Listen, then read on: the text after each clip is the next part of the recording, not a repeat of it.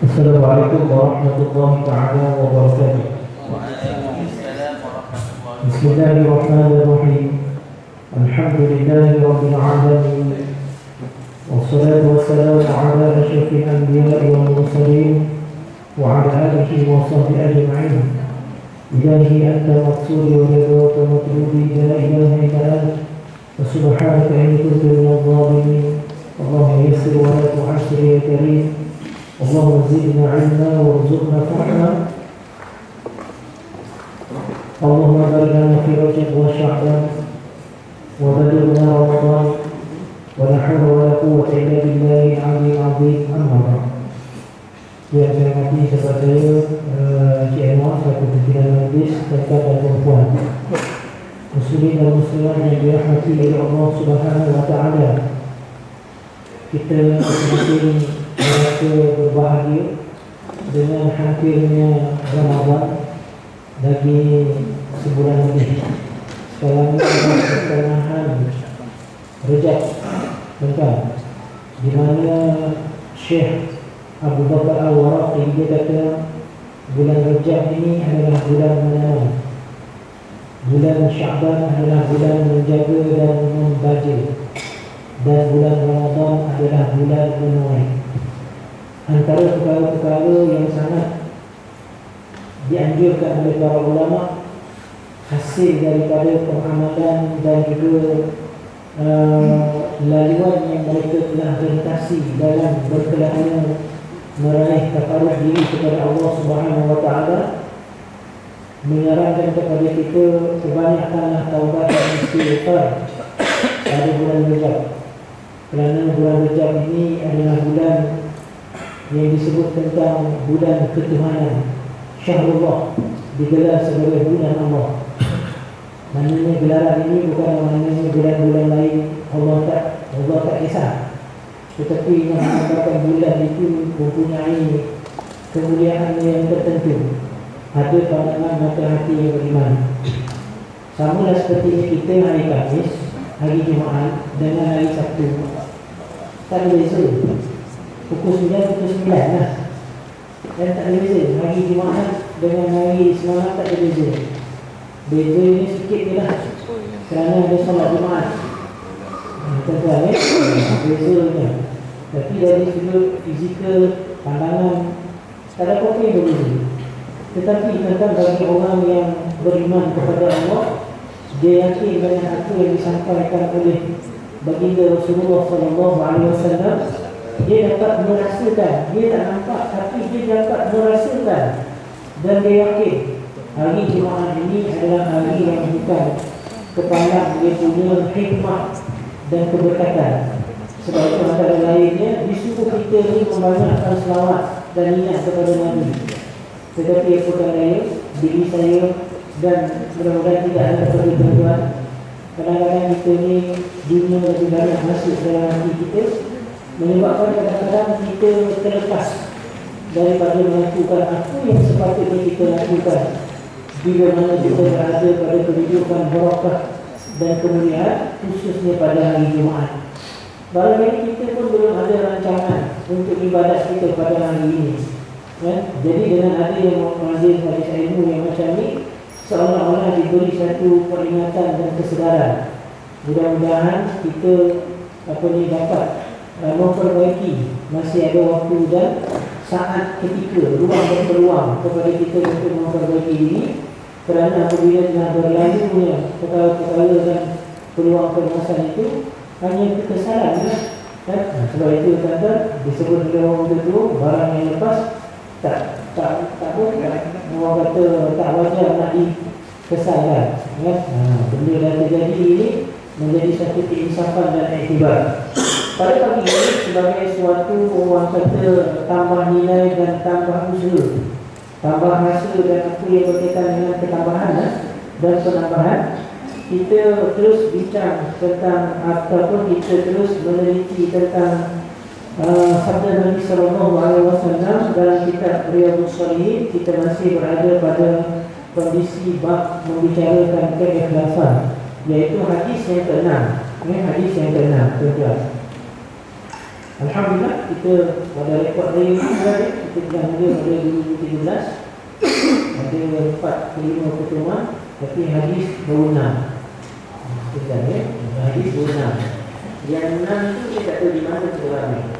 Bukan tak ingat, cuma tak terkenal sekarang ni lah. Semua tu tidak terkenal.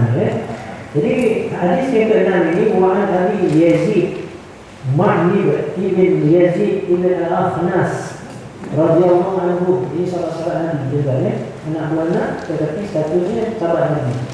Sahabat Nabi ini maknanya orang yang beriman kepada Allah dan Rasulnya dan sempat bertemu dengan Nabi. Jadi sahabat Nabi.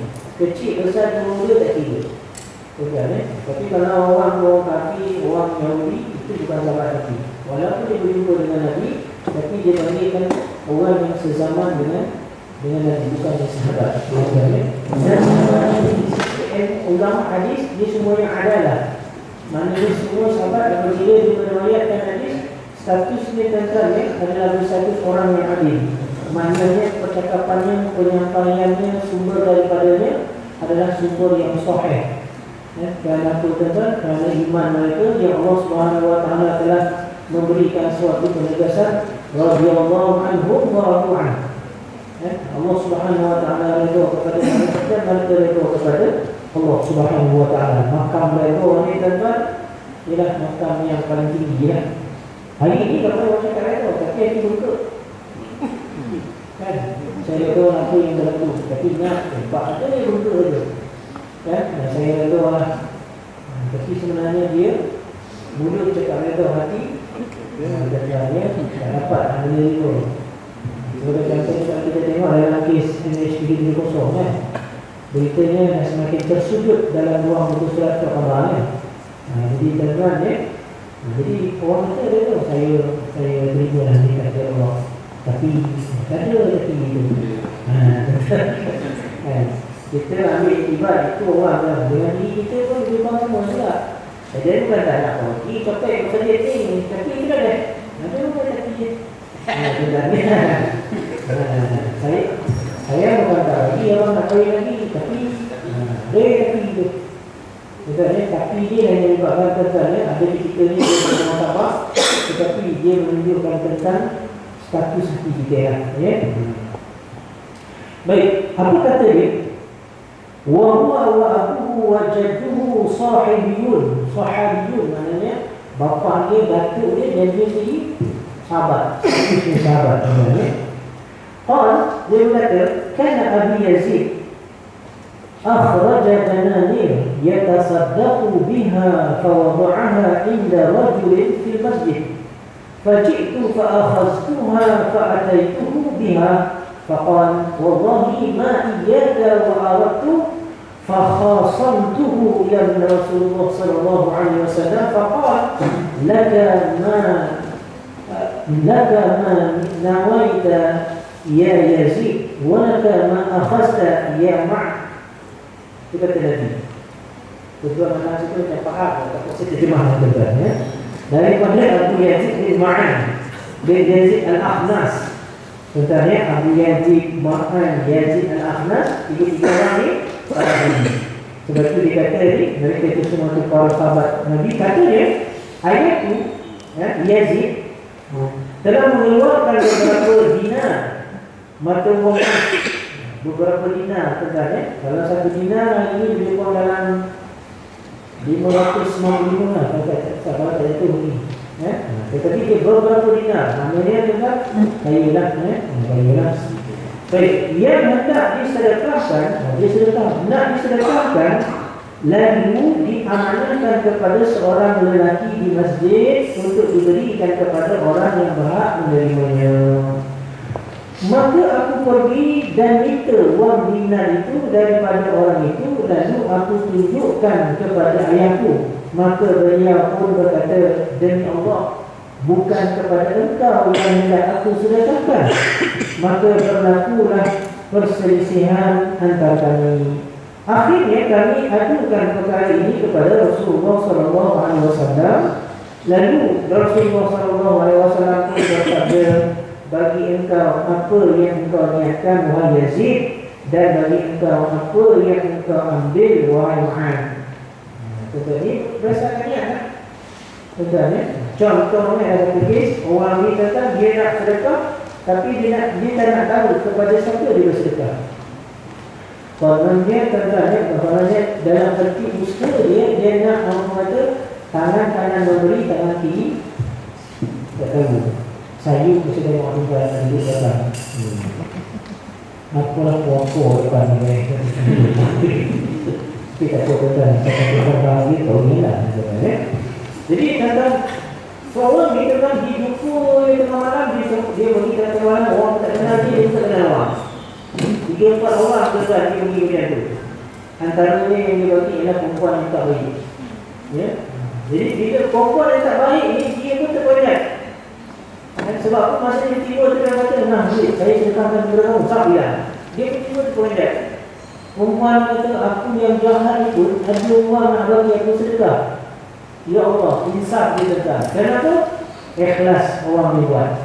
Sebab tu tuan-tuan, maksudnya perbuatan ikhlas datang daripada hati. Apabila kita buat, kesan perbuatan itu tuan-tuan terus menjamah dan terjamah pada hati.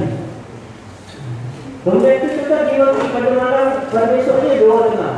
Ada orang tu tersilap bagi sedekah kepada perempuan yang tak baik. Dia pun hormat silap orang betul. Dia kata silap orang, tetapi sebenarnya tuan-tuan dia tak sedar bahawa perbuatan yang dia tersilap yang dikatakan tadi telah menyebabkan Allah bagikan hidayah kepada perempuan ini dan perempuan itu telah bertaubat. Pada malam tu, wah ni tak boleh ni, dia betul-betul ni. Sekali lagi tuan-tuan, dia tercahkan pada seorang lelaki pada tengah waktu malam itu, dia dalam menjalankan gelap, dia berkata, nah disedekah aku kepada kamu. Kita ada buku-bukunya lelaki ni tuan-tuan dalam perjalanan nak pergi masjid kita. Tuan-tuan, ya. Jadi bila dia dapat benda ni, dia nak masjid ni tak sampai ada orang ni terdapat. Tuan-tuan, ya. Jadi dia pun bertaubat kepada Allah. Sebab kita nak cerita lagi. Malah tadi lain pula. Ada orang tu bagi sedekah. Ni kayak penyanak dia pun menyesal tuan-tuan. Kan? Dia betul ulama tu silap tadi. Tapi tentang perbuatan itu. Jadi apa yang lagi sebut kata dari sini kata adalah tentang niat. Laka ma nawaita ya Yazid wa laka ma akhasta ya Ma'an. Berdasarkan kita ambil. Macam contoh mudahnya kita lah tentang lagi ni. Kita datang berada di sini, niat kita. Nah, menuntut ilmu dapatlah niat kita. Walaupun tuan-tuan yang kita datang itu kadang-kadang tolak.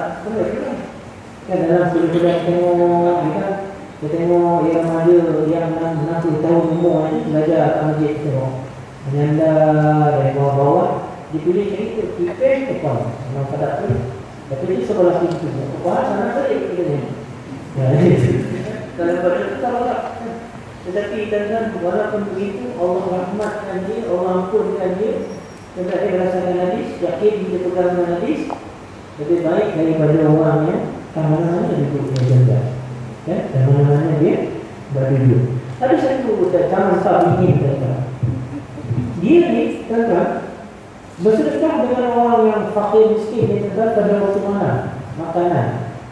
Dipikulnya makanan beras tuan-tuan, dia pergi rumah orang, dia ketuk itu, dia letak di dalam. Tuan-tuan ya. Jadi orang yang menipu ni dapat tahu bahawa orang ni tak mahu dirinya dikenal. Jadi pada masa itu tuan-tuan orang faham lelaki ni nak bagi derma, dia tak nak diri dia dikenal. Macam kita, siapa yang bagi ni? Sudah kita sepandai. Betul tak? Kita pasang CCTV ke, kita tahu lah pukul 9 sama dan tanya, kita terlejar 9 sama. Kan? Tapi orang ni dia tahu, orang ni tak mahu dia sedekah. Dia kan? Tuan-tuan dan perempuan, orang tak tahu tentang siapa yang sedekah. Ya? Akhirnya tuan-tuan dapat orang tahu siapa yang bersedekah pada hari kematian seorang gubernur. Kematian seorang gubernur. Bila gubernur ni meninggal tuan-tuan, orang mandikan jenazah ni, dia tengok di belakang bahu gubernur ni ada kesan lebam hitam. Iaitu maknanya bahu. Kalau kita dah tuan, kalau jadai orang kan, biasa orang sujud kat tempat dibeban dengan berat dan banyak ini berkesan.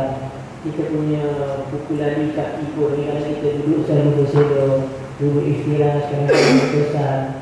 Jadi yang benar ni juga tentang bahu ni berkesan. Jadi orang tak oh yang dibuat ni kan. nak kata mikul langsung bakal tak ada kan? Apa pun tak ada. Tapi itulah sebaik pada kematian dia tu, dan tak ada lagi orang yang biasa menerima ni dapat pemberian. Sekian lama baru orang terfikir. Dan rasalah gabungan kita ni lah yang selama ni bagi kita bantuan-bantuan yang kita tak ketahui.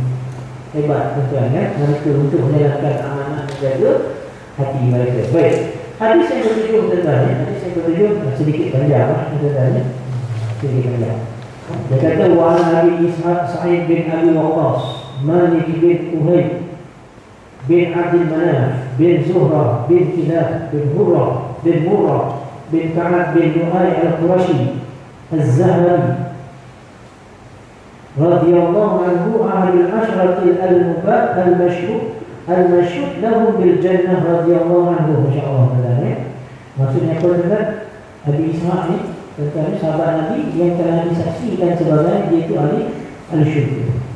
Qala ja'ani Rasulullah sallallahu alaihi wasallam ya'udni 'ama hajatul wada' min waj'in ishtadda bi faqultu ya Rasulullah inni qad balagha bi min al-waj'i ma tara wa ana dhu malin wa la yarithuni illa ibnatu li أفتصدقوا بثلثي مالي قال لا قلت فشهر يا رسول الله فقال لا قلت فثلث يا رسول الله قال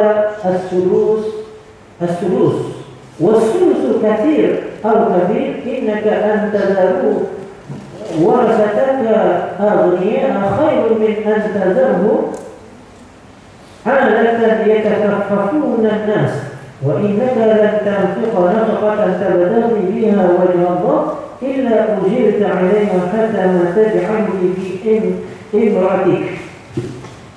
قال فقلت يا رسول الله أخلف بعد أصحابي إنك لن تخلف فتعمل عملا تبتغي به وجه الله إلا ازددت به ودرجة ورفعة ولعلك أن تخلف حتى ينتفع بك أقوام ويضر بك آخر.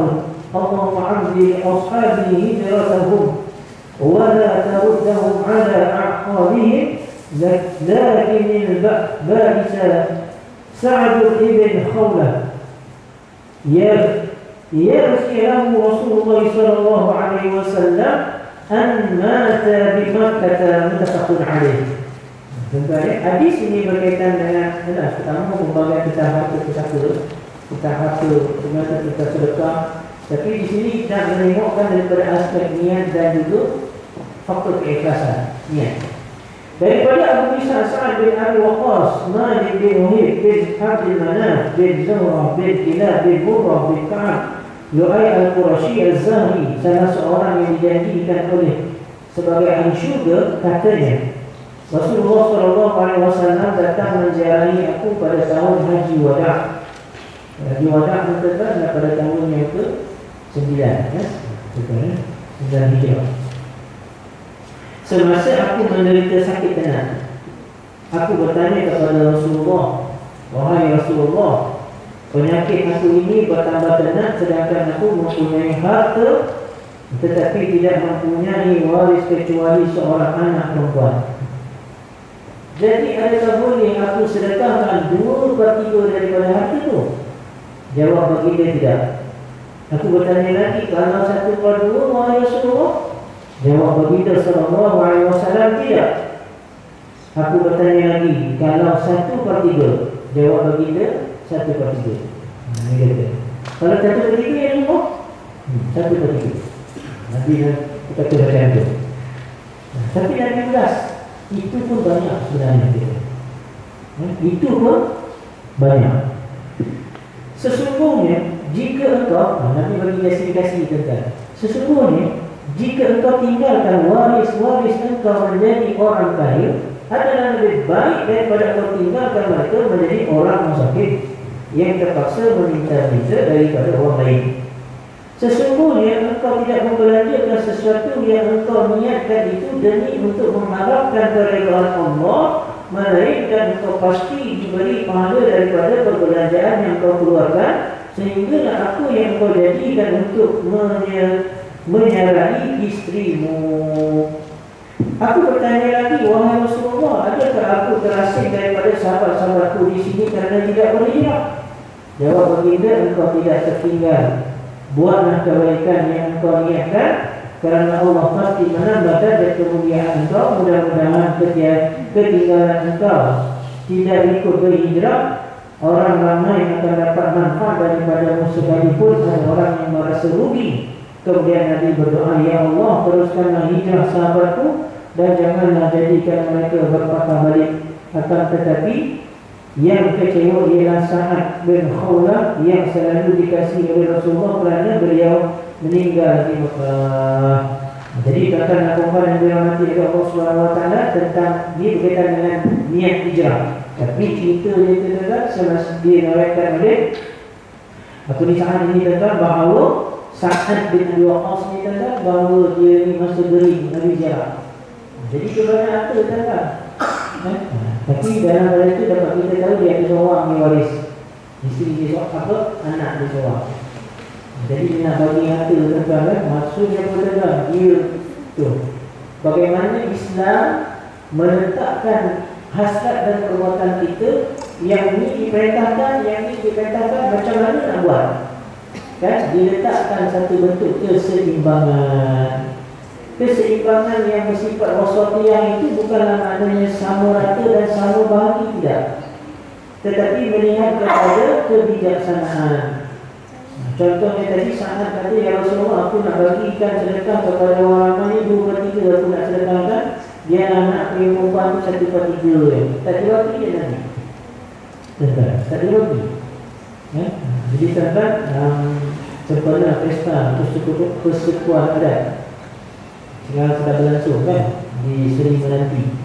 Begitu juga adat istiadat ulangan menghadapnya penghulu luak dalam kawasan luak tanah mengandung dan kepada memberi jadi tak sikit ulangan kepada duri yang mulia yang di-Pertuan Besar Negeri Sembilan yang berada di luak tanah mengandung. Sebab dia menamakan tanah mengandung, yang saya faham sebab tanah itu dia mengandungkan raja yang Pertuan Besar dan Tunku Allah Besar. Selalu orang mengandung orang, tapi ini bumi itu mengandung raja. Maksudnya raja itu duduk luar satu, dikandung. Itu maknanya luak tanah mengandung. Yang dulu asalnya adalah luak rumah. Bersinati itu luak rumah. Jadi dibincangkan tajuk yang berkaitan dengan Malaysia tentang Awal 9 kan tentang perempuan, dilebihkan perempuan kan, harta yang macam tak mengikut faraid, yang ketiganya melebihkan adat kan. Tentang tapi kita dengarlah khatan kan, dengan nama-nama andai kita lepas tu. Jadi kalau berkaitan dengan harta pusaka ni kan, dia dalam sistem ada seperti harta pusaka itu sebenarnya bukanlah makna harta pusaka yang kita faham dalam ilmu faraid. Apa sebab dia namakan pusaka? Pusaka. Bila sebut pusaka maknanya adalah warisan. Warisan daripada siapa tu? Daripada sako. Dan sako tu pernah sako. Ada pernah sako. Dia bola takut. Wako. Kata wako mengundang celako tu. Sebenarnya pusaka ni katanya ialah ibu tu. Disebut sebenarnya ada perkataan ibu soko. Asal dia tu. Kan? Sebab tu warisan tu pusaka ni kembali kepada ibu. Itu dinamakan pusaka. Kalau bapa dipanggil bapa. Kau mana? Lalu Indian. Kau nak tentang kan? Ada lalu besar tadi nak bako ni betul-betul. Kan? Macamnya bako ni. Ini sako. Kalau sako, tu ke tak gelak kena kasih sako. Agak kan kok mati je kok buka bumbung. Kan? Kalau kita buka bumbung dulu satu orang ada semua. Tapi di rumah flat ada dua boleh flat kan. Betul tingkat 6. Contohnya ada tingkat bumbung tu. Betul kan? Jadi kesimpulannya jangan ambil bola-bola yang mengekek tadi. Jadi kalau sekiranya kata faraid dalam ilmu, dalam perkiraan dan sistem matematik dipanggil tentang harta peninggalan. Dan harta itu peninggalan si mati. Harta peninggalan itulah dia kena tengok pula harta peninggalan tu harta bawaan tu, harta sepencarian dapatan tu, ataupun harta pusaka adat. Dia bagi macam tu tuan-tuan. Sama juga dalam ilmu faraid. Sebelum nak bagi harta si mati dia tadi, kita baru selesaikan dulu tuntutan harta ini. Pertama sekali, harta yang dia pegang, harta orang tapi dia pegang, bukan dia punya. Asingkan. Ini harta dia, tapi dia punya hutang kepada dia. Selesaikan hutang. Hutang terbagi kepada dia. Hutang dengan manusia, hutang dengan Allah. Hutang dengan Allah, contohnya adalah zakat yang berkaitan dengan harta sendiri. Tunaikan. Kemudian itu adalah hutang dia dah berjanji ke belum? Belum. Hutang dia mengerjakan haji, kena buat badan haji dia. Kemudian itu adalah hutang dia dengan orang ramai. Contohnya hutang dia dengan Rizda. Kenapa ya? Rizda macam. Tak ada kan? Alhamdulillah. Jadi dengar tu, kemudian itu dah hutang pula, dia tengok pula ada tak ada wasiat. Contoh saya nak bagi kepada tuan-tuan adalah satu hukum yang berkaitan dalam yang Amerika adalah wasiat wajibah. Apa dia wasiat wajib ni tuan-tuan? Wasiat wajib ni adalah wasiat